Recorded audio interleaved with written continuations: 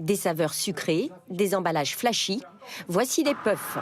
Contrairement aux cigarettes électroniques classiques, elles sont jetables et ont trouvé leur cœur de cible, les adolescents, 2 ans seulement après leur apparition sur le marché. C'est le goût qui donne une sensation de vraiment fumer. En fait, ça n'a pas le goût de la clope et c'est simple d'accès et c'est pas super cher non plus.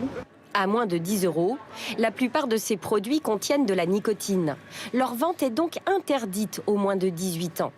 Mais selon une étude de l'Alliance contre le tabagisme menée auprès de jeunes de 13 à 16 ans, 1 sur 10 en a déjà acheté. 13% en consomment régulièrement. Il y a l'accoutumance au geste, mais pas seulement, selon ce médecin. Donc là, on met de la nicotine en contact avec des cerveaux très jeunes qui vont s'habituer très vite à la nicotine, qui vont devenir très addicts. Et on le sait, plus un cerveau est mis jeune en contact avec de la nicotine, et plus cette addiction sera longue et difficile à combattre. Ce matin, le ministre de la Santé a annoncé vouloir interdire ces puffs.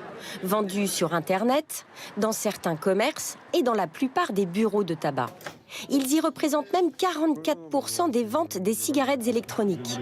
Pour ce buraliste, les interdire, ce n'est pas la bonne solution. Est-ce que la France va les interdire et puis pas les pays frontaliers? Donc si un jeune veut de la cigarette électronique, il la trouvera en contrebande ou il ira la chercher dans les pays étrangers.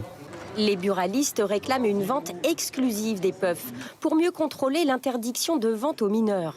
Pas sûr que le gouvernement se laisse convaincre, un texte de loi pourrait les supprimer définitivement du marché à l'automne prochain.